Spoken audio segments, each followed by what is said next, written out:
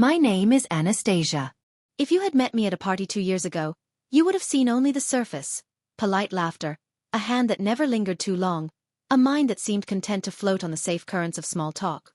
No one would have guessed how quietly I had learned to wait, to watch, to catalog the little slippages in people's faces that reveal what they are trying to hide. They call that patience. I call it preparation. When I met Marcus, I thought I had found something like certainty. He was the sort of man who could clean up a room with a joke and reassemble it with a thoughtful question. He worked in architecture, concrete and light, the kind of hands that could hold a blueprint and a beer with equal ease. He had a laugh that made my heart prune itself into neat, predictable shapes. We moved in together in a brick apartment that smelled faintly of coffee and old paperbacks. We built routines so well that the gaps between us became their own small rooms. Comfortable, habitable, and, I convinced myself, innocuous. I knew him the way people know a map. The main highways, the one-way streets, the places that lead to dead ends. I could predict now whether he would prefer cream or milk with his coffee, whether he would press his thumb to his lip when he was thinking. The dangerous ignorance, the kind that gathers like mold behind perfect plaster, was my belief that knowing him meant being safe. The affair was not theatrical. It did not arrive in a burst of melodramatic texts or a half-empty bottle on the balcony. It was a soft undermining, a late shift, a new cologne he didn't have before, a lipstick on the rim of a glass that didn't belong to any of our friends. I found the first true evidence, a photograph on his phone, on a Tuesday when he'd gone out to meet a client. I had been rearranging his sock drawer. The phone was there, face up, as ordinary as a napkin. The photograph was of us, together at the autumn fair, our elbows crooked around a paper cup of cider. I smiled, thumbed the screen, then the gallery rolled over. Marcus at a cafe I did not recognize, his arm around a woman with hair like spilled ink and a smile too intimate to be casual. My lungs forgot how to hold air. I didn't explode. I didn't confront him that night. The person I had practiced patience for decades had learned to move in ways that would make anyone question their own sanity if they reacted too fast. Instead, I let the discovery settle into me, like a stone in a stream bed. It refracted the light. It made everything around it slow. The next days were an exercise in invisible arithmetic. I kept a log in the Notes app on my phone with times and places and little machine-precise descriptions. Text sent at 1:12, shorter than usual. Lipstick mark left on a napkin from a place called Luker & Sons, unknown to me. A calendar entry labeled site visit at 6 p.m. that was suspiciously vague. I read them back to myself at night, like someone rehearsing the lines of a play where they would not be allowed on stage until the cue was perfect. Some people want to punish immediately. They confront, they storm, they smash the evidence against the wall like thin china. Revenge, as I had learned, is rarely about the act. It is about the architecture of consequence. If you want someone to feel the full weight of betrayal, you do not merely show them their reflection. You rearrange the rooms around that reflection so that their life has to pass through the new arrangement and notice it every time. I started small. I bought a new umbrella and left it in the hallway with his initials embroidered inside. I switched a few passwords and logged him out of accounts I thought he had access to, watching carefully as his brow furrowed through the wall when he tried to open his laptop at odd times. I learned how small dislocations, a missed train, a lost file, a cancelled dinner, gather into the shape of someone's day. Each small inconvenience was a chisel. There were nights I wanted to punish him physically, to make his body bear the heat of guilt as if it were punishment enough. I never did. Violence closes doors that cannot be reopened. I wanted my revenge to be a thing that could be read, a narrative in which I was not merely a body venting pain but an author who could rearrange a man's stories until his future read differently. Outside of violence, I could be crueler. I could be methodical, inexorable, absolutely civil. The woman in the photographs, Elena, did not know me. She had no idea the way I followed the trajectory of her shoes through the city on Instagram, how I learned the names of the cafes where she met strangers, the pattern of the scarf she favored in autumn shades. That would later make the thing we did more efficient. She was a satellite orbiting the same small planet as Marcus without ever being inside his atmosphere. The first public unmasking took place at a gallery opening. Marcus had been invited to speak about a new project, a redevelopment of an old theater in the center of the city. He had always loved theater buildings, their hidden corridors, their history. He loved being near stories that were larger than someone's private life. We went because, in the days after the discovery, refusing to go anywhere with him felt like conceding the city to him. We clinked glasses. He made small talk about cadmium paint and load-bearing walls. I listened, calculating. I had made an invitation list, not for the party but for a narrative. There were colleagues there who respected Marcus. There were old friends who liked being at openings because openings make ordinary people feel like characters. And then there was Elena, laughing with a friend by the sculpture in the corner. "Anastasia," she said when she walked toward me, hand extended. She had an accent that made every consonant a kind of punctuation. She was smaller in person than in the photographs. The face I had memorized flattened into reality. She looked at me with all the naive charm of someone who did not yet understand the gravity of our triangle. We spoke, and I let her speak at length. The human instinct to fill silence is a weapon if you wield it properly. She told me about her childhood in Odessa, about how she had only arrived in the city a few months ago. She spoke of architecture the way someone might speak of a first love, with a hunger that made the bones of her sentences sharp. Marcus introduced her as a collaborator, a consultant on a project he had suddenly become proud of. I smiled and congratulated them both. I let them know I saw what they were, friends perhaps more, and it was important that the world witnessed it too. The confirmation moved from my private folder into public air. The way people adjust in the presence of a pair is very particular. They arrange themselves, offer space, assume that closeness is legitimate if offered politely. After the opening, I did a subtle thing. While Marcus was distracted by old colleagues who wanted to talk theater lobbies, I stepped out to the street and slid into the cab that Elena and her friend had taken. It is not hard to ride the same night that someone else rides if your presence is as unremarkable as the fabric of a city. I followed their trail to a small restaurant near the river and stood at the window watching them through rain-streaked glass. It was enough just to see them in the mundane. The way Marcus paid the bill with the same gentle fingers that smoothed sheets at home. How Elena rested her head for a second on his shoulder, the micro-movement of trust.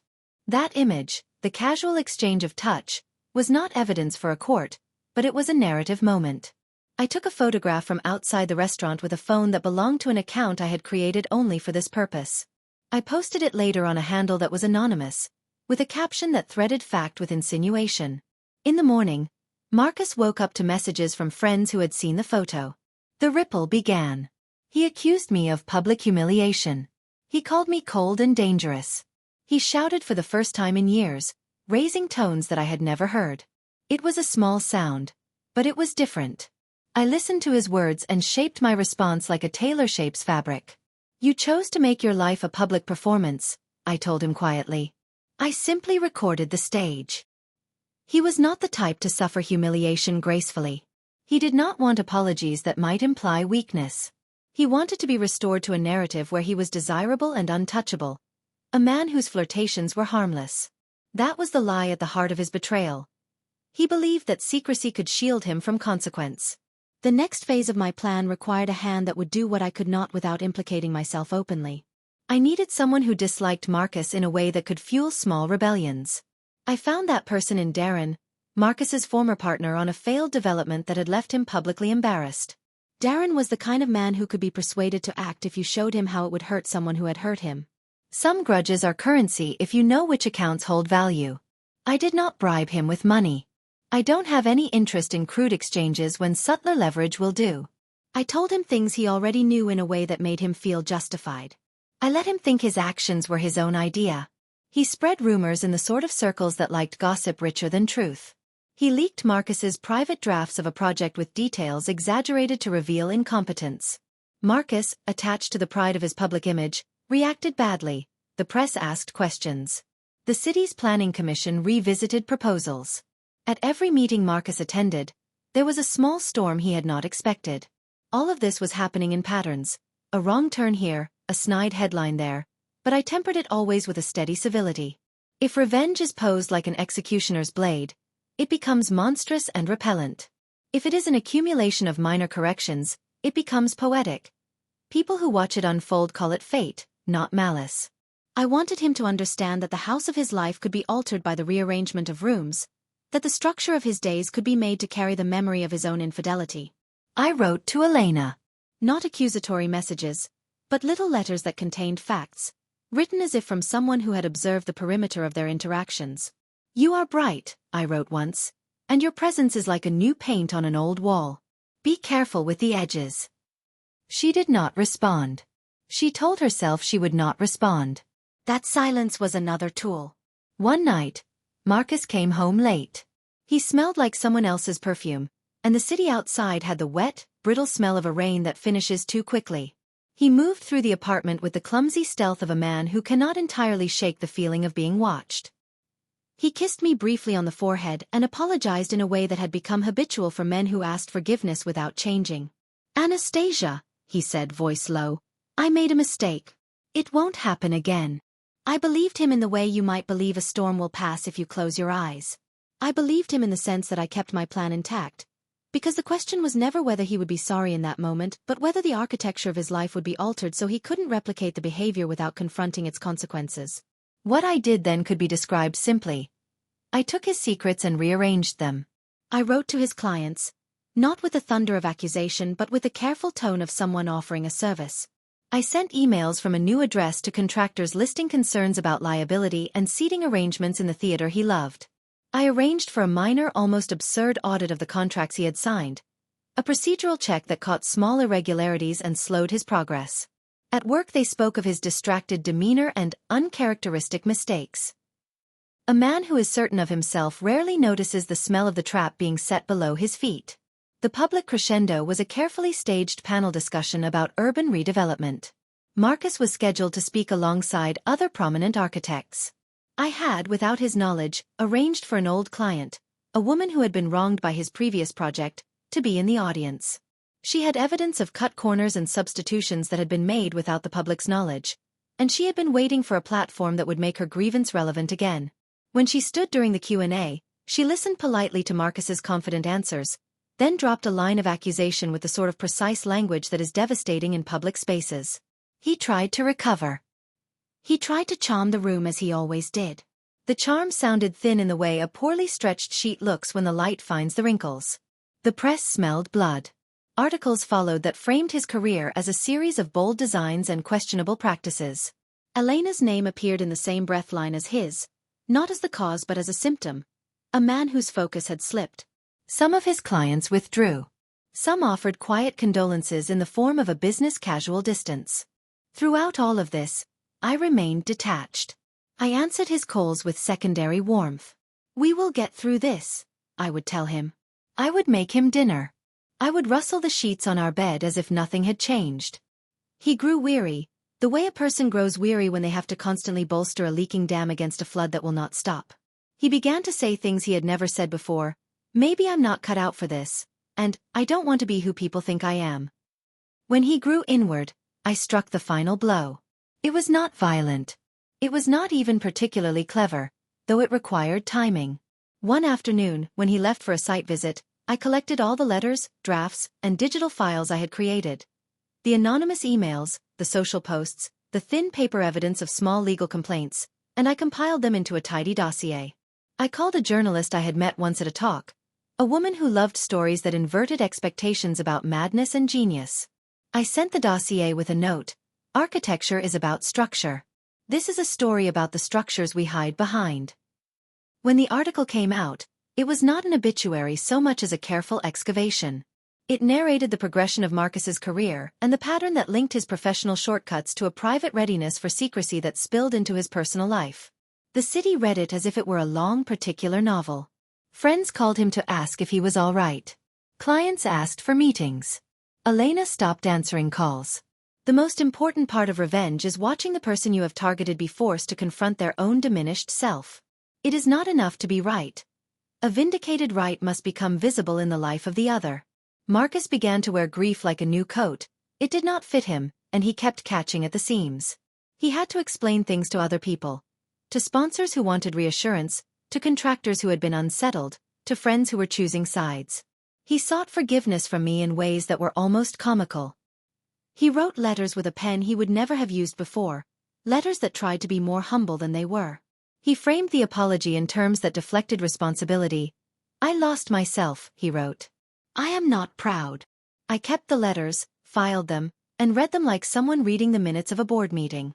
I had the kind of satisfaction that comes from seeing someone finally hold the ledger of their own accountability in their hands. A week after the article, Elena left.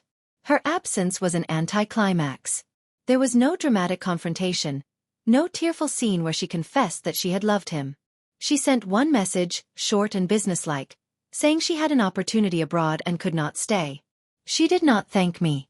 She did not curse me.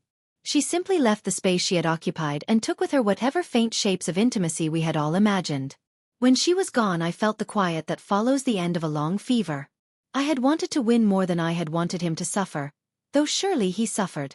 I had wanted the dynamics between us to be reorganized so that truth would be an unavoidable thing in his life, not merely an inconvenient memory. People often ask whether revenge heals. It does not. It clarifies. It makes visible the fault lines beneath the things you loved.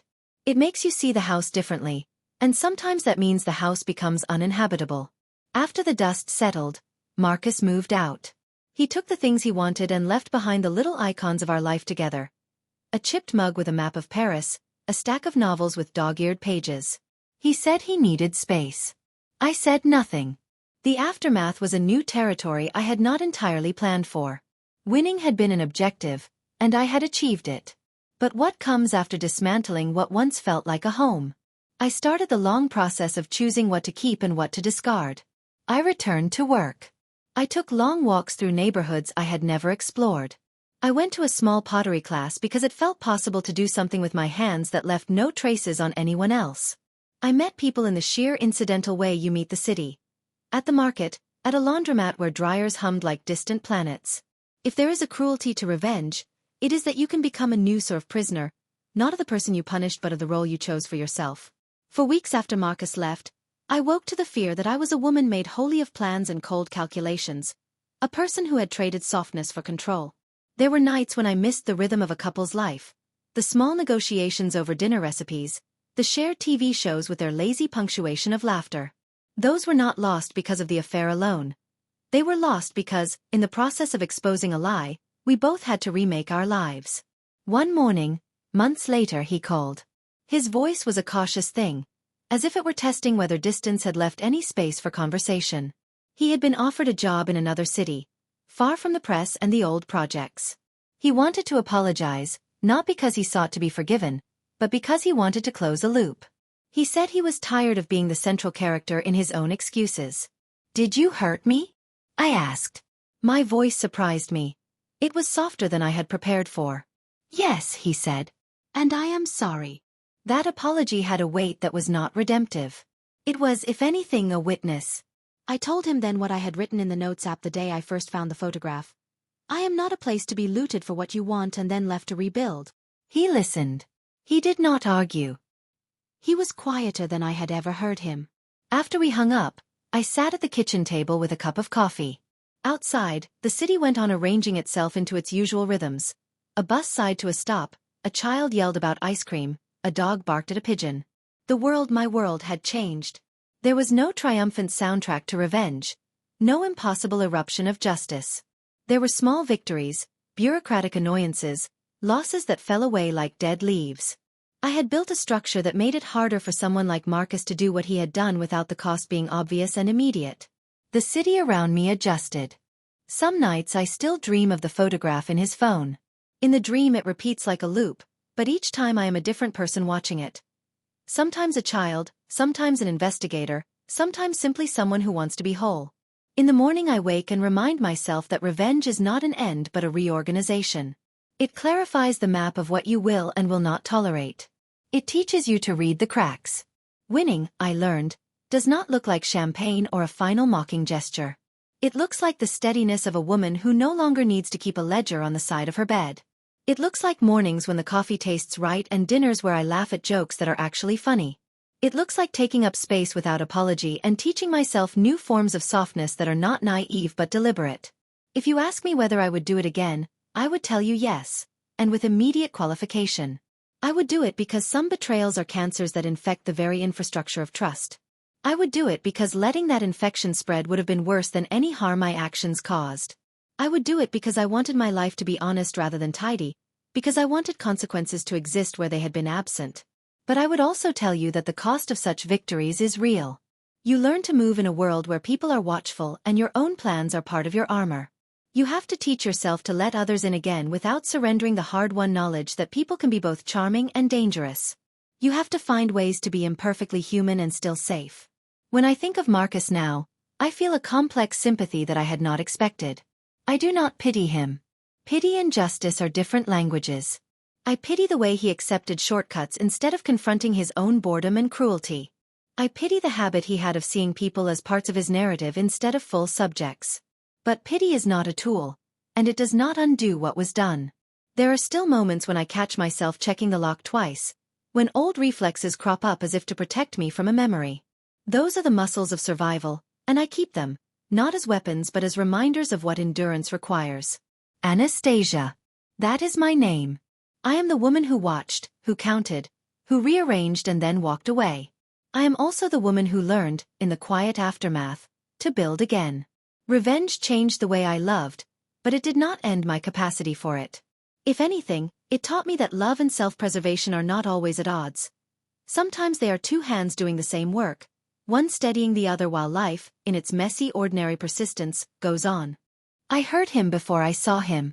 A single, cautious footstep in the stairwell outside the flat. Slow, aware of acoustics, measured to avoid attention. I was up at 3, because I had been up at 3 for months. Making lists, washing a cup until it shone, testing the locks. The city had learned to keep secrets in its creases. I had learned to check those creases twice. For a moment I allowed myself the luxury of disbelief. He had left. He'd chosen exile over repair. He had offered a phone apology and a city address I had no desire to know. Why would he come back now? Why would he choose this building, our building, with its dry plaster and the smell of cigarette smoke in the stairwell? People return for 3 reasons only: to finish something, to reclaim something, or to hurt. I felt all 3 like a pressure behind the ribs. When the door handle turned, it was not a clumsy attempt. Marcus had always been careful with the mechanics of movement. He had never wanted to be caught moving badly. He paused on the threshold as if listening for applause that would not come. Then he stepped inside. He looked older in a way that had nothing to do with hairline or jawline. There was a hollowness at the temples, as if some bright thing had been removed and left the shadow of itself. His suit was rumpled in a pattern that suggested travel rather than work. There was a bruise or a dark circle under his left eye I had not seen before. The memory of it made me strangely maternal and cold at once. I kept my apron on though I had no intention of cooking. He did not speak immediately. He looked at the shelves we had once curated together. A set of design books, a small ceramic figurine I had bought in a market because its nose reminded me of a childhood puppet. He touched the spine of a novel as if reminding himself that the stories here were not all his to rewrite. Anastasia, he said finally. His voice had the brittle quality of someone who has had to swallow shards of something. You shouldn't be here, I said, which was a fact and a preface. You left. I needed a place to think, he said. I needed to know what went wrong. There are moments when you can respond with charity and moments where charity is betrayal of your own perimeter.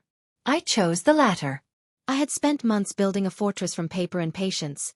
It would be reckless to let him cross the drawbridge now because his lips formed a contrite sentence. You've done your thinking, I said. You made your choices. He looked startled, as if my sentence was an object he had not expected to find in the room. For a moment his face arranged itself into the old charming plan: confession, remorse, remediation. I watched it like an archivist watching a familiar manuscript being opened and reread. I didn't think, he started. You thought secrecy would be a shield. The words felt clinical when they left my mouth. I had been practicing their delivery for months. They fit into the conversation like a key in a lock. You used people as props. He flinched. It was the first honest motion he had made since he'd stepped inside. You're making it sound theatrical, he said. It is theatrical, I answered. Theater is where you practiced your public self. You used it to perform your private life. The old defensiveness crashed up like surf. Anastasia, you made a spectacle of me. You dragged me into the light. Because you made a spectacle of yourself. My hands were empty, but my fingers felt like instruments of fate. You taught everyone that your decisions had no cost. He moved toward me, the way a man who wanted to reclaim territory moves. Not with force so much as with familiarity. Please, he said. We can talk. I can fix things. I can leave. I can. The choices a person offers when they are afraid are always small. Leaving, fixing, pleading. I had watched him at the podium that had become a slow fall. I had watched him flail in interviews and misplace his own words. I understood that fear could prompt more dangerous things than revenge. It could prompt violence in a new form. You left me room to fix things, I said. You decided not to use it. That night he slept on the couch like a man who expected to be evicted by morning. I brewed coffee in the blue pot we had bickered over and left the flat light on, because light makes observation easier.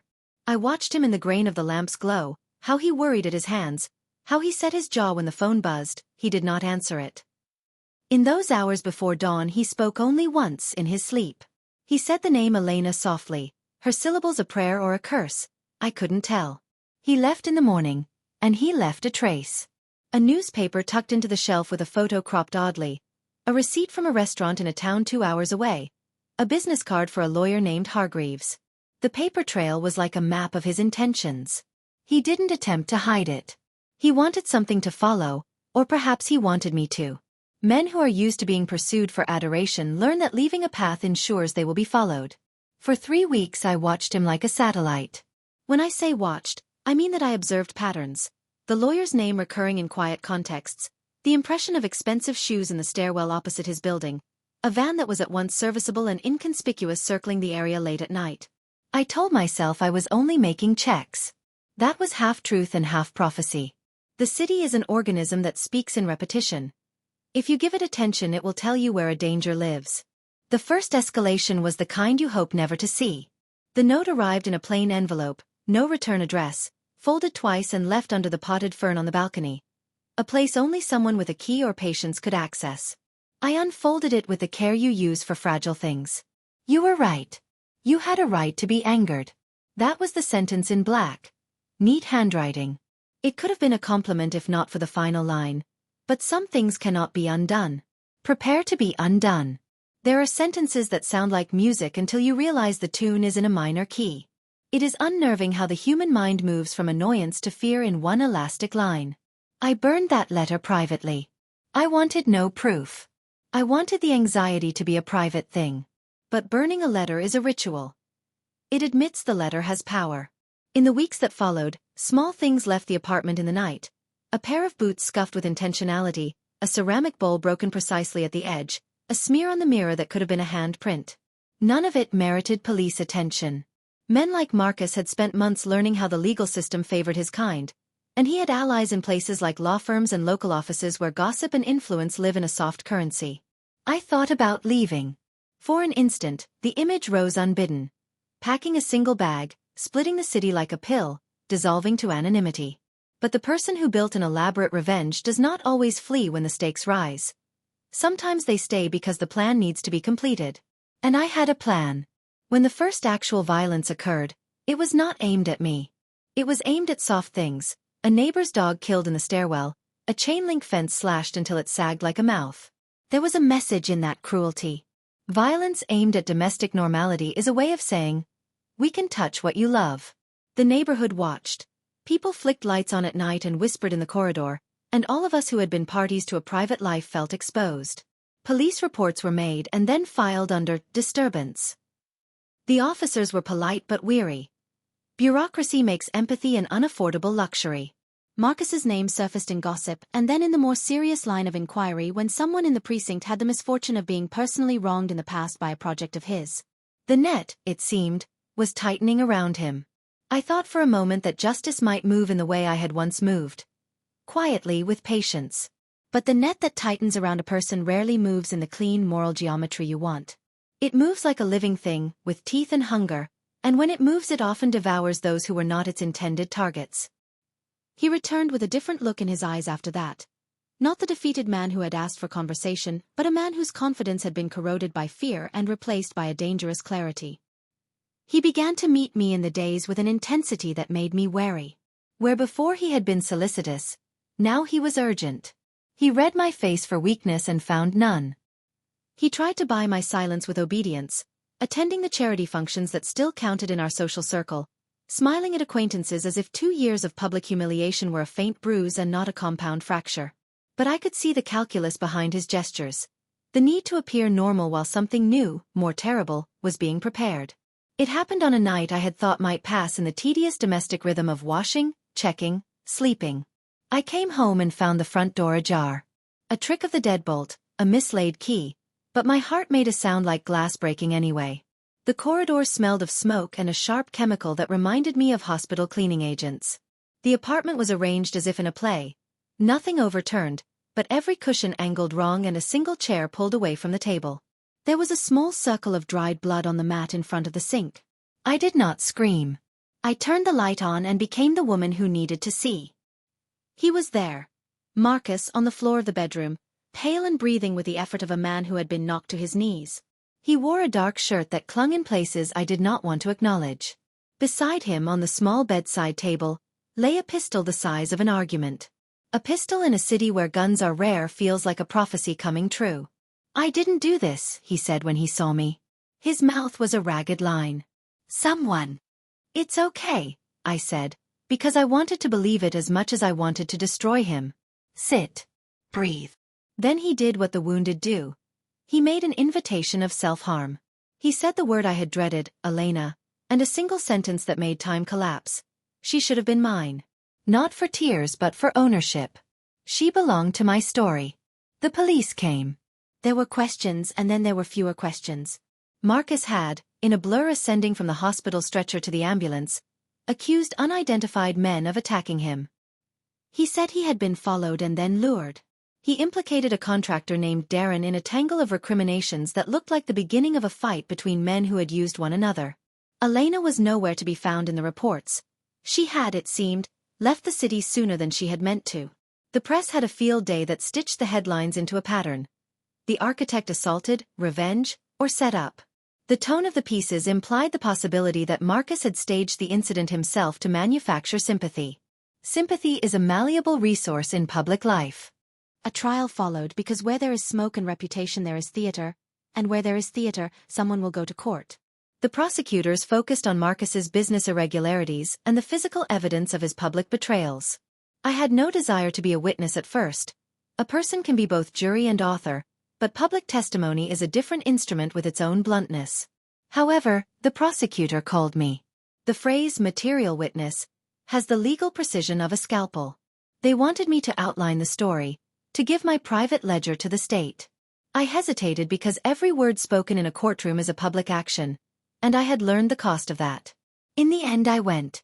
In a chair beneath the glare of the court lights, I told the truth in a voice that was steady because I had rehearsed it privately. The discovery of the photographs, the stepwise humiliation, the public revelation, the calculated campaigns that followed.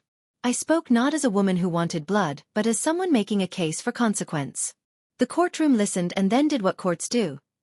They placed the story into legal categories and decided to preserve public order before personal catharsis. Marcus sat through my testimony like a man attending his own dissection. His eyes found mine a few times, and I met him with the unblinking gaze I had cultivated for years. He did not flinch. I saw, then, an obsession that was not easily extinguished.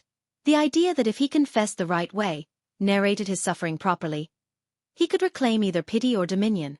The judge, impartial and tired, looked down at the papers and rendered sentences that would, in time, degrade Marcus's opportunities and brand his name with legal marks. The gavel fell. The press circled. For a while, I believed the situation had been contained.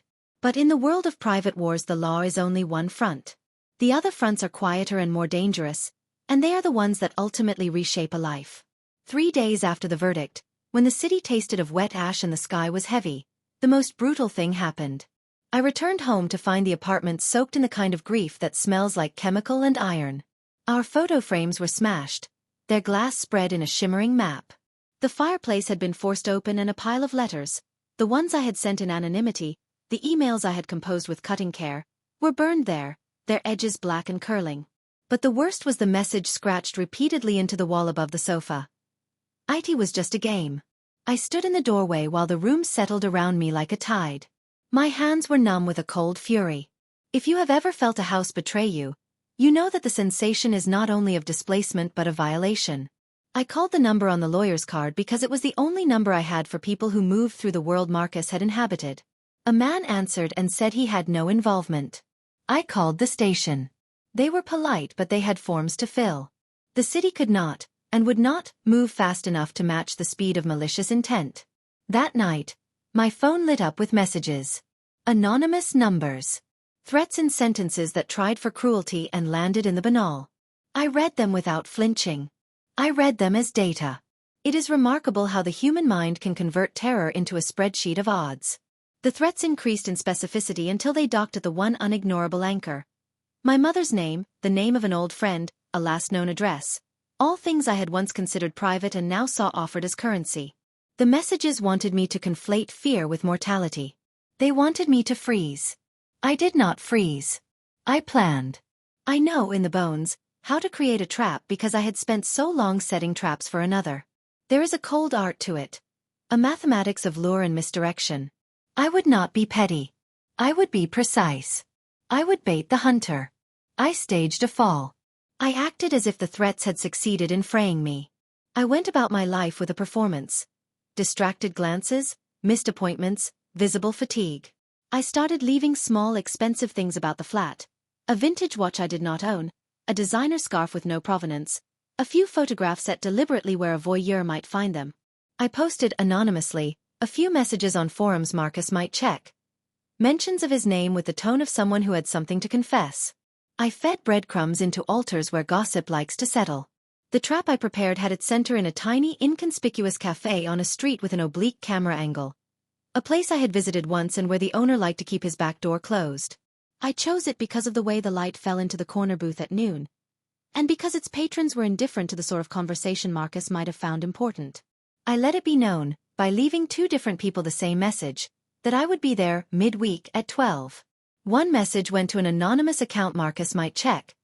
The other was an open invitation to any journalist still hungry for the next scene. He arrived precisely at 11:57 with the swagger of someone who believed he had reclaimed the stage. He sat opposite me and, for a moment, acted like the man who once could translate charm into opening nights. He spoke fast and low. He offered a veneer of confession that was thin as onion skin. "I'm tired," he said. "I don't want to be the villain anymore." "You like the idea of villainy," I said. "It gives you something to do." His face flickered. "I want you to let this end." I told him then what I had long known, that endings are social contracts more than resolutions. You can end things for yourself, but other people will interpret your ending as a new beginning. He reached across the table but didn't take my hand. Instead he placed a folded envelope on the table. The envelope contained legal documents and a plane ticket to a city in which he promised to live under a hand he could not maneuver. There was a noise in the cafe that sounded like applause because a man with a small camera had found his interest. Marcus, by then, suspected nothing more than a soft, public reconciliation. He left with a bland thank you and a promise to step away. I watched his shoulders retreat and felt, briefly, a sensation like relief. It was at that exit that the van pulled up and men in dark coats stepped out with faces like measured verdicts. They moved like a coda. Marcus never had the chance to board his taxi. I did not see the strike, only the aftermath. A scuffle, a metallic sound, a man on the pavement with his head at an angle that made him look like someone turned off before their scene was over. The men grabbed Marcus and moved him into the van as if moving a piece off a chessboard. No one screamed. People watched. The city's apathy filled the air like fog. The driver slammed the door and they were gone. I thought for an instant that I had been clever, that the trap had been sprung on the architect of my misery. The journalist in the cafe clicked his camera and ran after the van. The world seemed to narrow to the sound of its own breath. Later, I learned what had actually happened. Marcus had been taken not by the shadowy men I had imagined, but by a cadre assembled by Darren after a meeting in which bartered favors turned to barter for blood. Darren had set the men to carry out a short, terrifying stint, a kidnapping for rent and pain. Marcus had been bundled into the van and taken to a warehouse on the edge of town. There they had done things that were not pretty. A lesson levered into hurt meant to warn. The men were not killers. They were architects of terror. They planned to release him back into the world with a new face for infamy. The men sent me a video of Marcus early the next morning. Shaky footage of his face, eyes wild, some blood spattered on his cheek like punctuation. He begged. Not to me but to someone unseen. His voice was a thread being pulled through a fabric. The message had the bluntness of threats. There were terms. Silence, withdrawal of legal pressure, a removal of certain articles from the press. It was the language of extortion. I sat with the video in the dark and watched my hands shake. The world had provided me with a monster. The revenge artifact I had created had been taken by others and retooled into something that might harm the object of my scorn more than I intended. There is a peculiar moral arithmetic in watching cruelty evolve into an instrument used by hands you do not control. For a long time I had believed in the fiction of being the sole author of consequence. I had forgotten the networked reality of violence, how it invites other players into the game. I responded to the men in the only way left. I arranged, through a complicated and quiet set of calls, for a contact to deliver a sum of money and to stage Marcus's release at a place far from the city center. Darren, their employer, wanted assurances. He wanted to see that I was, in some way, invested. I agreed to pay and to sign a note that would not be legally binding, that is how men like Darren think, in the currency of gestures. The ransom was paid. Marcus was returned like a thing with a bent corner, and the men vanished, as mercenaries do, into the thin ether of paid silence. When Marcus came back, he was a portrait of a man peeled. He was smaller and the yawning parts of his face had been hushed into something that made me understand pity. He wanted to press a hand to the wound, to put the past into the neat container of apology. But he had also been given a story to tell, of being humbled, of being made to see himself. He told that story like a man hoping to be admired for the endurance he had endured.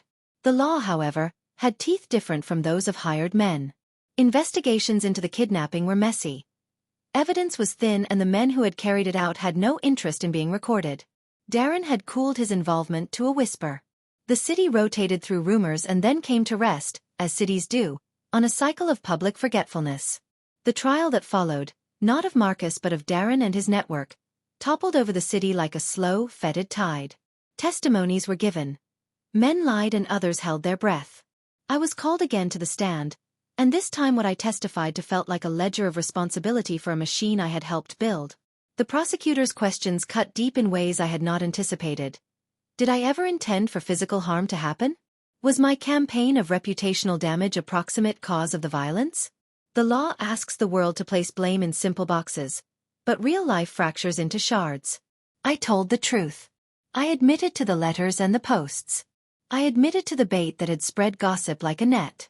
I refused to admit to the appropriation of violence, because I had no control over men like Darren and his hired hands. What I had built had not been a direct instruction manual. It had been a series of knocks on a city's door. Those knocks had been answered by people who had their own debts to settle. In the end, Darren was convicted on lesser charges. He received a sentence that, in the paper of the law, fit his crimes poorly and in human terms fit them badly. Marcus, incongruously, faced his own tide of consequences. Clients who could not forget the scene, a body memory of fear that would not be erased. He attempted to sue me for incitement in a civil suit, arguing that my campaign had led directly to his humiliation and the subsequent violence. I watched his legal team navigate a map of my emails and anonymous posts like archaeologists. The judge in that civil case listened with the rank boredom of a person who has been asked to adjudicate human folly. The civil verdict was not what either of us expected. The court found me partially liable for the reputational damages but not for the kidnapping. An attempt, perhaps, to split the difference between moral culpability and criminal action. The settlement was the sort of financial hit that leaves a person chastened but not ruined. Marcus, who had wanted to see me punished, instead found a court render a decision that left him both validated and unsatisfied. It is a dangerous thing to be partially right in the eyes of a legal system that prefers tidy answers. In the immediate aftermath, we both retreated into different kinds of ruin. Marcus moved again, this time to a coastal town where the air is wet and the nights are full of gulls. He found work that required less exposure and more manual labor, as if he hoped to unmake his public self by losing it in physical repetition. He wrote to me once, a single handwritten note that said, "I am sorry." He enclosed a photograph of a lighthouse, sun-flared and anonymous, like a prayer for distance. I thought that would be the end. The city turned and forgot, as cities do, making room for other scandals and other gusts of gossip. I found, unexpectedly, a small piece in the compartments I rebuilt. I made pottery with hands that left permanent marks on soft clay. I laughed sometimes in the market at an old woman who bartered with ferocity. I dated briefly, poorly, with a man who liked to talk about the weather. It was, in its smallness, a kind of life. But endings in thrillers are rarely tidy. The last move in our private game was not a courtroom or a van or a set of threats. It was quiet, domestic, and subtle in a way that made it the cruelest possible epilogue. One morning, months later, I received a letter from a hospital in another country. An inquiry about a patient with a condition I recognized from clinical descriptions, a rare complication following trauma. The patient's initials were MK. The letter was bureaucratic and precise. They wanted a contact, a next of kin verification. They had the wrong country, but the same small skeleton of a name. I did not call the number. I folded the letter and placed it in the drawer with photographs that had survived the burn. I felt something like relief and something like the stone a person places over a grave. The world had found a way to finish the story without requiring me to be the executioner. In the years that followed, I learned to live with a memory of what had been both done and undone. Justice, at times, is a bureaucratic thing.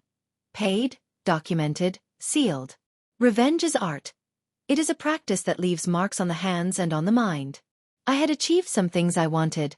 Consequence, a reordered life. I had also created collateral. Men I had used as instruments had used each other in turn. A woman I had never met had left the city and never looked back. Marcus had been broken by forces I had set in motion and by forces I had not imagined. Sometimes, on quiet nights, I replay the sequence of our lives like a film in which I have two roles: the architect and the audience. I watch the scenes where I am patient, where I am cunning, where I am cold. I watch the corners where kindness might have changed everything. I ask myself whether a different choice, confrontation, forgiveness, departure, could have altered the vector of harm. I cannot know. All I know is the geometry of the consequences I made. In the end, the story closed as stories do. Not with catharsis but with an acceptance that the world is a series of rooms we enter and leave. Some of those rooms we redesign for safety. Some we burn to the ground to see what remains. I walk now with hands that know both making and unmaking. I have learned in the slow aftermath to build a life so ordinary it feels like a protest. Regular grocery lists, a plant that never quite dies, a friend who knows how to hold the silence at 10 in the evening. When strangers ask me about the past, and sometimes they do because the past insists on being interesting to others, I tell them a truncated truth. I was hurt. I responded. The rest is prose and legal record. They nod, satisfied with the moral outline. But past the storyline I present lies the real and ragged geography. A woman who made a plan and watched it grow teeth she did not anticipate. A man who paid and perhaps now knows what cost means. And a city that, as always, continues to rearrange its furniture and pretend the scuffs are part of its charm. If you ask me whether I would choose the same path again, when the night closes and my hands are idle, the answer is ambiguous. There are times I would step into that dark because it was a defense. There are other nights when I think of soft alternatives and wonder at their courage. I have become a person who understands both the virtues and the risks of retribution. The lesson is not neat. I am Anastasia. I rearranged rooms and then learned to live in the house I had made. The house stands, with marked walls and a repaired lock. Sometimes when the wind hits it just so, the plaster speaks in whispers of old games. I listen. I plan fewer things now and I plant more. The world, in its terrible and tender geometry, goes on.